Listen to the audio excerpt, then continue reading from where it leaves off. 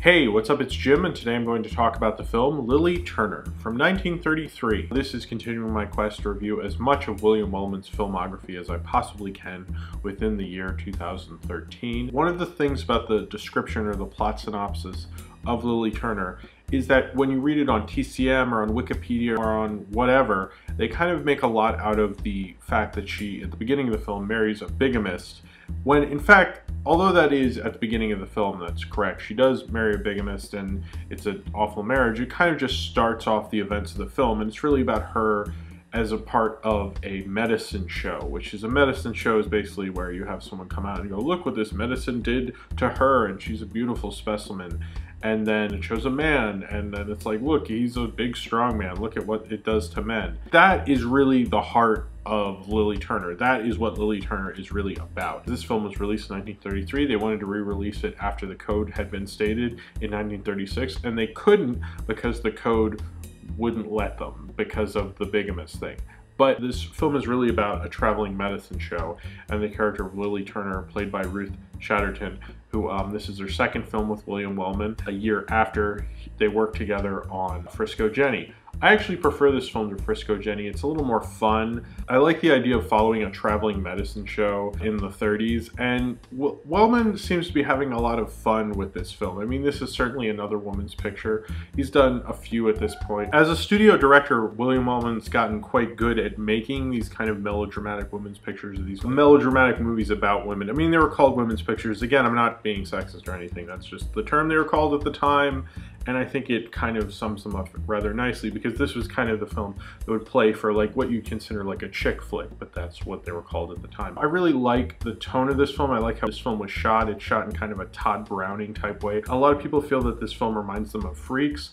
I don't really feel that, but I guess because there's like carnival elements and a medicine show is like a more on the fringe part of the carnival. It's the kind of the part of the carnival that people are like, oh, that was weird, but they're, you know, they're really going to talk about seeing the elephants. And I think it is shot in a Todd Browning way. It's very much like a 30s Hollywood fantasy, but it's like Wellman was playing it up. Like he knew this film wasn't really gonna work if he didn't have fun with the melodrama. This is the first melodrama I've seen him having fun. I prefer this to Frisco Jenny because Frisco Jenny has morals to it. It takes itself very seriously and almost plays like a post-code film. And this plays more like a fun pre-code movie. This is like almost what I wanted Love is a Racket to be. Lily Turner works more as a fun melodrama because you can take it seriously, but it's also kind of a fun, silly melodrama, and he kind of combines black comedy. The character of Lily Turner, who first gets married to this bigamist and leaves her hometown and realizes she was kind of bamboozled and she's just a magician's assistant. Then she leaves him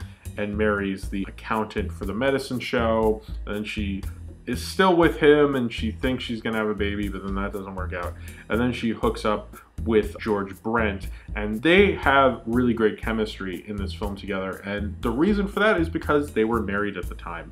And I like George Brent. He was in The Purchase Price as well. I think he is really good at playing a noble man, like a good man, like the kind of guy who, regardless of his faults, you always are like, yeah, but he's a good guy. You know, he has noble goals in life. He's a noble person. He's a good person. I love their chemistry together. But really, and a lot of people have complained about this, and I agree with them, that Fred McHugh is really the male lead in this film. George Brent doesn't show up till much later in the film.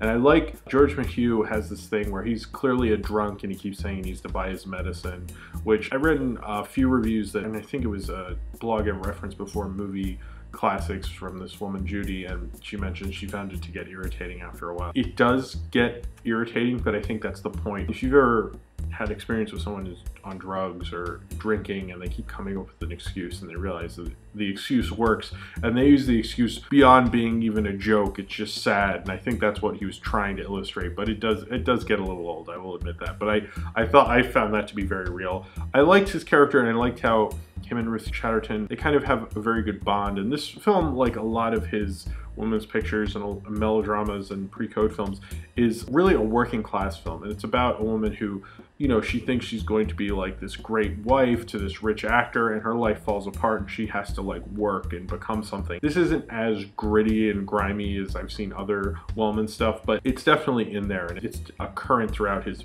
pre-code stuff, and especially his films starring female stars. He really likes to have them work. She's working as a medicine show and she's trying to get by, and Ruth Chatterton is trying to to keep a job and keep a living and keep going. Wellman's films resonate now as part of, you know, big Depression movies, and this was apparently take place before the Depression, only comes in at the end, but it really feels like a Depression film. Wellman's style, like even before you see, you know, Beggars of Life, that was pre-Depression, but he had that style, he had that kind of, those ethics and morals in him anyway. I think that's made him such a perfect pre-code Depression era director. He was interested in stories like that. The Stanwyck films, I think, are more hard-hitting and real and gritty. This is like a Hollywood dream, like a Hollywood fantasy. It's certainly a lesser Wellman, but it's a lesser Wellman that I found enjoyable. A lot of the times when he doesn't have the documentary style, it's a different style for him, or he's a studio director and he was forced to do a certain film. A lot of the times I'm not as into it. But this film, it follows all those things that I normally don't like, but I end up liking it for that reason. Anyway, you know, I think it excels in all that stuff that normal movies I'm complaining about, that his style can't do all these things in a certain film and it doesn't necessarily work within his style. This, I feel like, yeah, sure, it doesn't work within his style, but it's almost like he's learning at this point. Like, he's been through so many of these films, he's like, well, how can I have fun with this and do something interesting? And it's an interesting, different take from him, like that he's combining a Todd Browning thing and having fun with melodrama. I think this is the first time I've seen him have fun with melodrama. This is like a guilty pleasure melodrama thing, but it's actually fairly good at it. Apparently this film was a lot longer, and Walter Brennan is actually shot something for this film, and he's not in the film at all, which is unfortunate because Walter Brennan's cool. It feels rather short and it feels like there could be more in there. I think they did a good enough job editing it that you don't think too much was cut out, but it does feel like there's probably more to this movie than the 64 minutes of this movie that there is. But that's one of the things I like about early Hollywood films, is how short they are. Sometimes they do feel a little disposable, but I think this film owns its own disposability. It came out a month before Heroes for Sale, which was his next film after this. They're really churning them out and there's a real assembly line to it. And it feels like, yeah, there's an assembly line, but there's kind of a glory in that assembly line. Sometimes there's a fun in it. And this is kind of the Hollywood film that I don't love it, kind of enjoy it. And I might actually, I'm considering watching it again, not just deleting it from my DVR box, but it does play on TCM kind of frequently, or they played it like twice semi-recently, so I don't know if they'll play it again, but it's definitely a movie from the period I really enjoy, even though, you know, it's maybe not the greatest, but it's definitely a fun little 64-minute movie. So if you have seen Lily Turner and you would like to talk about it, then comment below in the comments, and subscribe if you would like to. So the next film in the William Wellman retrospective that I am doing is going to be Central Airport. I am hoping it will be in 2 weeks. Next week I'm doing a bunch of Superman stuff and other reviews, but hopefully in 2 weeks I will be able to put out Central Airport. If not, in 3 weeks or whatever, that is going to be the next review in the William Wellman series. I hope it is in 2 weeks. It might be 3, but we'll see. And I hope to see you then.